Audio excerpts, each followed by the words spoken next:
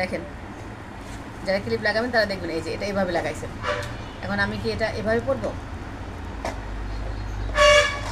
এভাবে পরবো, বাম হাত দিয়ে পরবো নাকি ডান হাত দিয়ে পরবো? তো ক্লিপটা লাগাতে হবে ডান দিকে। দেখেন এই যে আপনার ডান হাতে যদি নেই তাহলে আসছে এই যে উল্টা দিকে আসবে, এটা কি এদিকে আসবে? আসবে। তার মানে আপনার ক্লিপটা লাগানো কিন্তু ডান দিকে হবে, কিন্তু এই যে এদিক দিয়ে যেন লাগাতে পারি সেইভাবে ক্লিপটা উল্টা লাগাইছি। উল্টা কখনো লাগাবে না বাম হাতে। এটা এই জিনিসটা এই মোটার দিকটা যেন এদিকে ধরে থাকে, এ পাশে যেন আসে।